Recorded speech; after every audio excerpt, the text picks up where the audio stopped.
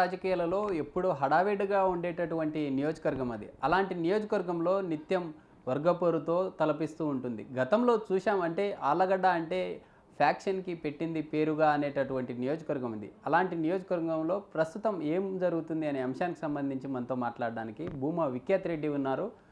Sir చెప్పండి, ఈరోజు ఆళ్ళగడ్డ సంబంధించినటువంటి నియోజకవర్గంలో గతంలో ఎలా ఉండేది? ఇప్పుడు ఎలా ఉందంటారు? నన్ను అడగకముందే మీరే దానికి చెప్పినారు. ఆళ్ళగడ్డ అంటే మీకు ఫ్యాక్షన్ గుర్తొస్తదని. కానీ నిజంగా అయితే చాలా అవాస్తవం అండి. మీరు ఒక్కసారి వెనక్కి తిరిగి చూసుకుంటే రౌడీజాన్ని అంతం చేయడానికి వచ్చిన ఒక ఫ్యాక్షన్ తప్ప జరిగిన ఫ్యాక్షన్ కూడా 2 కుటుంబాల మధ్యలో జరిగాయి కానీ ప్రాంతాల మధ్యలో ఎప్పుడు జరగలేదు.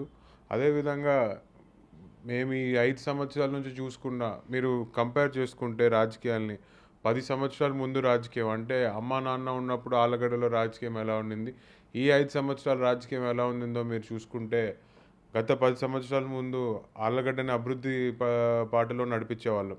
రోడ్లు కానివ్వండి, బిల్డింగ్లు కానివ్వండి, హాస్పిటల్ కానివ్వండి, డిగ్రీ కాలేజ్ కానివ్వండి, ఇవన్నీ మా హయాంలో తీసుకొని వచ్చి చేసేపోదు. ఈ 5 సంవత్సరాలు మీరు చూసుకుంటే దోపిడీ, అక్రమ కేసులు, ఇసుక, మందు ఇట్లాంటి విషయాల్లో ఆళ్ళగడ్డ మళ్ళీ తెరపైకి వస్తుంది. అంటే రౌడీజంని పెంచుకుంటూ వస్తున్నారు. ఫ్యాక్షన్ అనేది తగ్గిపోయింది. దురదృష్టం ఏంటంటే రౌడీజం పెంచుకుంటూ వస్తున్నారు. ఈరోజు ఎస్సీలని ఎంత అధ్వానంగా వాడుతున్నారంటే ఒక చిన్న ఇన్సిడెంట్ ఎక్కడో మా ఇంటి ఎక్కడో ఇంటి బయట జరిగి ఎవరో ఇద్దరు కొట్లాడుకున్నా కూడా మాకు సంబంధించి మా మీద ఎస్సీ ఎస్టీ కేసులు అంటే కేవలం భయపడి ఈరోజు అక్రమ కేసులు మా మీద పక్కన పెడితే యువత మీద, అసలు రాజకీయానికి సంబంధం లేని ఎంతోమంది యువత మీద ఈరోజు అన్యాయంగా అక్రమంగా కేసులు పెట్టారు. ఈరోజు వాళ్ళకి ఉద్యోగాలు ఇవ్వకపోగా, వాళ్ళకి కంపెనీలు ఇండస్ట్రీలు రాకపోగా, వాళ్ళకి ఒక మంచి ఎడ్యుకేషన్ ఇవ్వకపోగా రివర్స్లో వాళ్ళ మీద పెట్టేది ఏంటంటే కేసులు పక్కన పెడితే గంజాయి. ఈరోజు ఆళ్ళగడ్డ కాదు కదా, యావత్ రాష్ట్రంలోనే ఈ రకంగా గంజాయి అనేది ఎప్పుడు సప్లై కాలేదు. ఇప్పుడు మేము చూస్తుంటే మీకు ఒక చిన్న ఎగ్జాంపుల్ ఇస్తాను. నిన్న కాక మొన్న ఒక టీచర్ వచ్చి నా దగ్గర కంప్లైంట్ చేస్తుంది. ఆమె ఇంటి బయట ఉన్న ఒక టీ స్టాల్లో 10th క్లాస్ పిల్లలు గంజాయి కొడుతూ కూర్చున్నారు. అంటే ఎంత ఇదైపోతుందో చూడండి. పక్క రాష్ట్రం తెలంగాణ నుంచి పోలీసు వాళ్ళు వచ్చి మన అరకులో ఆపరేషన్ చేసినారంటే ఎంత అధ్వానంగా ఈరోజు లా అండ్ ఆర్డర్ నడుస్తుందో ఏపీలో చూడండి. మీ ఫాదర్, మీ మదరు మరణించిన తర్వాత మీ కుటుంబంలో కుటుంబ సభ్యుడిగా ఉన్నటువంటి ఏవి సుబ్బారెడ్డితో మీకు ఎక్కడ డిస్టర్బ్ అయిందంటారు? ఎక్కడ ఇదైందారు? చూడండి, ఏవి సుబ్బారెడ్డి అనే వ్యక్తితో గతంలో నేను చాలాసార్లు కూడా చెప్పాను. ఎప్పుడైతే నంద్యాల బై ఎలక్షన్స్లో మా కుటుంబానికి నంద్యాల భూమా బ్రహ్మానంద రెడ్డి గారిని నిలబెట్టాలని చెప్పి మేము చాలా పట్టుదలతో ముందరు పోతున్న రోజుల్లో మాకు తెలియకుండా మా వెనుకల బ్రహ్మమణికి ఇవ్వకూడదని చెప్పి గట్టిగా పోరాడి ఆయన సొంత లాభాల కోసము ఆయన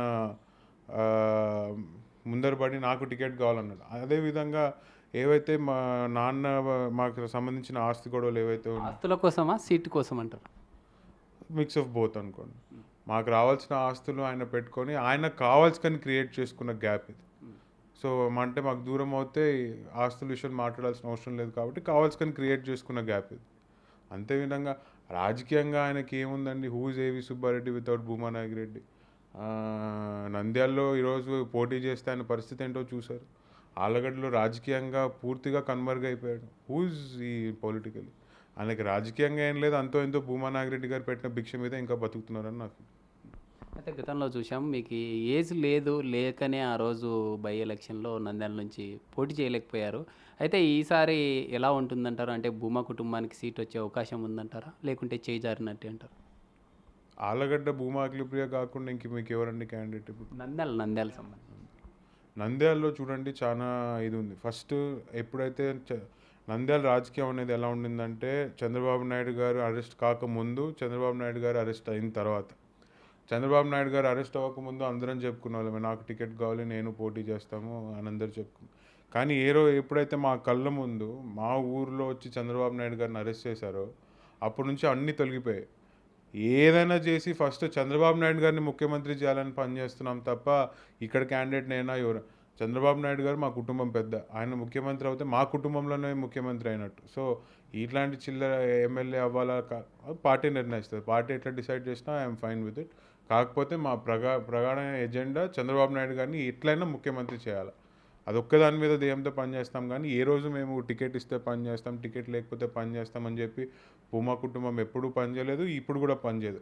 ఖచ్చితంగా మా ఆశయం లక్ష్యము రెండు: చంద్రబాబు నాయుడు గారిని ముఖ్యమంత్రి చేయాలి, మళ్ళీ జిల్లాలో భూమా నాగిరెడ్డి, శోభా నాగిరెడ్డి పేరు చిరస్థాయిగా నిల్చోబెట్టాలి. అంటే ఇతరులకు నియమిస్తే మీ భూమా సంబంధించినటువంటి వర్గం వారు సపోర్ట్ చేస్తారంటారా నంద్యాలలో? ఆ మైనారిటీకి సంబంధించినటువంటి ఈక్వేషన్ కూడా కలిసి వచ్చే అవకాశం ఉందంటారా? ఇప్పుడు ఖచ్చితంగా అండి, ఇప్పుడు మైనారిటీస్కి కలిసి వస్తుందా లేదా అనేది ఎలక్షన్స్ నిర్వహిస్తాయి. కానీ నా ఉద్దేశంలో తెలుగుదేశం పార్టీ చాలా పుంజుకుంది వేవ్ పరంగా. ఎందుకంటే ఈ ప్రభుత్వం మీద ఉన్న వ్యతిరేకత మీరు చూసుకుంటే ఏం చేశారండి 5 సంవత్సరాలు? మేము భూమా నాగిరెడ్డి గారు చనిపోయిన తర్వాత నుంచి మేము అధికారంలో ఉండింది 2 సంవత్సరాలు. ఈ 2.5 సంవత్సరాల్లో కొన్ని వందల కోట్లు పెట్టి రోడ్ వైడనింగ్ చేశాం, 13,000 ఇల్లులు కట్టించాం. అమృత్ స్కీమ్ మీద మనం ఆల్మోస్ట్ 800 crores ఖర్చు పెట్టి ఇంటింటికి నీళ్ళు ఇచ్చేయడానికి అవకాశం చేశాం. అదేవిధంగా పెన్షన్లు ఎంతోమందికి భోజనాలు పెట్టి ఇవ్వడం జరిగింది. ఎన్నో రకమైన అభివృద్ధి కార్యక్రమాలు మేము డిబేట్కి రావడానికి కూడా సిద్ధమని ఎన్నోసార్లు చెప్పాము. ఎన్నో రకమైన అభివృద్ధి కార్యక్రమాలు మేము చేయడం జరిగింది. వీళ్ళు మీరు చూసుకుంటే ఈ 5 సంవత్సరాలు ఏం చేశారు? నేను ఈరోజు ఒకటే మిమ్మల్ని అడుగుతున్నా, గత 5 సంవత్సరాల్లో నంద్యాలలో ఉన్నంత క్రైమ్ రేటు హిస్టరీలో ఎప్పుడైనా ఉండిందా? మర్డర్లు జరిగాయి, సూసైడ్లు చేసుకున్నారు, అనవసరంగా అక్రమంగా దాడులు. ఒక చిన్న ఎగ్జాంపుల్ చెప్తా. చిన్నబాబు అనే ఒక యువకుడు, కాలేజ్లో చదువుకున్న ఒక యువకుడు ఎవడో ఎక్కడో వైసీపీ కార్యకర్త ఒక బైక్ ఏదో దొంగతనం చేస్తే ఆ కౌన్సిలర్ దాన్ని కప్పుపుంచుకోవడానికి సంబంధం లేని చిన్నబాబు, కేవలం ఒక దళితుడు, ఒక ఎస్సీ అబ్బాయి, వాడి మీద కేసు పెట్టినా ఎవరు పట్టించుకోరని చెప్పి చిన్నబాబు అనే అబ్బాయిని పోలీస్ స్టేషన్కి పిలిపించి అక్కడ ఉన్న 1 టౌన్ ఎస్ఐ గారు రోజు కొట్టారు. 3 రోజులు కొట్టాడు. కొట్టి నువ్వు చేయని తప్పు ఒప్పుకోరా, నీకు నేను ఇది చేస్తానని చెప్పి రోజు కొట్టాడు చేయని తప్పు ఒప్పుకోమని. వాడు ఏం చేశాడు? లాస్ట్కి వీడియో తీసి నన్ను చేయని తప్పు ఒప్పుకోమంటున్నారు, నేను అసలు దొంగతనం కాదు కదా, నేను వేరే చోటు ఉన్నట్టు ప్రూఫ్ కూడా ఉంది, అయినా కూడా పోలీసు వాళ్ళు పట్టించుకోవట్లేదు, అయినా కూడా నా మీద కేసు పెట్టి కొడుతున్నారని చెప్పి ట్రైన్ కింద పడి సూసైడ్ చేసుకున్నాడు అబ్బాయి. ఆ అబ్బాయి పేరెంట్స్ బయటకు వస్తే ఎక్కడ వైసీపీ వాళ్ళ పేరు వస్తుంది అని చెప్పి వాళ్ళకి పోలీసు వాళ్ళు పెట్టి భయభ్రాంతులకు గురి చేసి డబ్బులు ఇచ్చి కేసు ఏమని క్లోజ్ చేస్తారు తెలుసా అండి? గంజాయి కొట్టి ఏం చేయాలో అర్థం కాక ట్రైన్ కింద అంటే గంజాయి నంద్యాలలో దొరుకుతుంటే పోలీసు వాళ్ళు గాడిదలు కాస్తున్నారా? ఏం చేస్తున్నారు పోలీసు వాళ్ళు? How is not there responsibility to make sure that there is no supply of weed in Nandyal? How can they do that? So ఇంత అధ్వానంగా పరిస్థితిలో, ఏం చెప్పుకోలేని పరిస్థితిలో ప్రభుత్వం ఉన్నప్పుడు ఆటోమేటిక్గా వ్యతిరేకత అనేది విపరీతంగా వస్తుంది. సో పార్టీకి అనేది ఒక కులము ఒక మతం అనే కాదు, అన్ని కులాలు అన్ని మతాలు కలిపి ఈసారి తెలుగుదేశం పార్టీని ఖచ్చితంగా గెలిపిస్తారని నమ్మకం నాకుంది.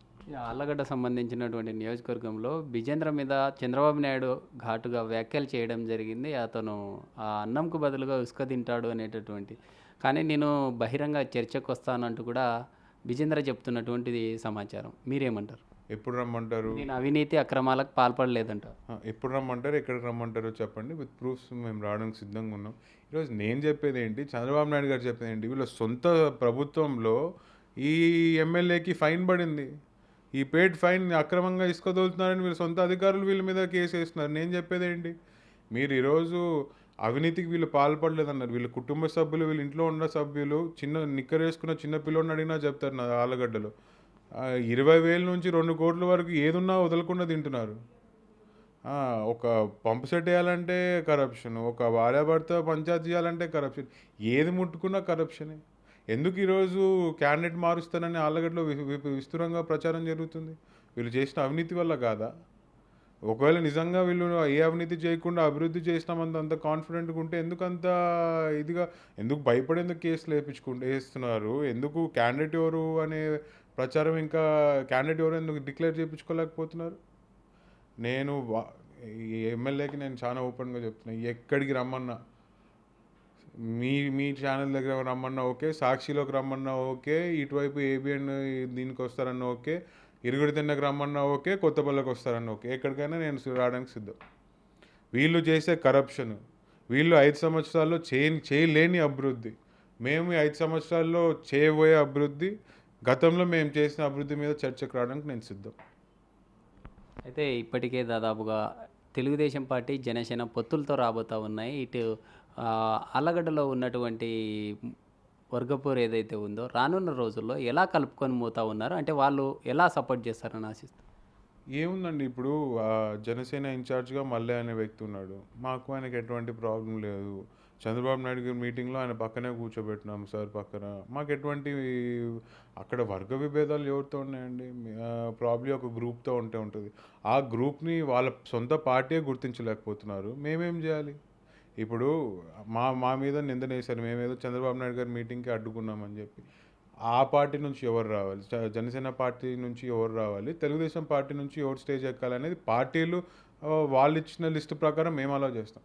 వాళ్ళ సొంత పార్టీ వాళ్ళ పేర్లు లిస్టులో పెట్టకపోతే మేమేం చేస్తాం? అది వాళ్ళు చూసుకోవాలి. ఊరికే అనవసరంగా అక్కడేదో వర్గ విభేదం. మాకు వర్గ విభేదాలు అంటూ ఏం లేవు. ఖచ్చితంగా పవన్ కళ్యాణ్ గారు, చంద్రబాబు నాయుడు గారు ఆదేశాల మేరకు మేము కలిసి పనిచేయడానికి సిద్ధంగా ఉన్నాం. నంద్యాల ఎమ్మెల్యే సీటును మీకు ప్రకటిస్తే మీరు ఎలాంటి డెవలప్ చేస్తారు, ఎలా ఉంటుందంటారు?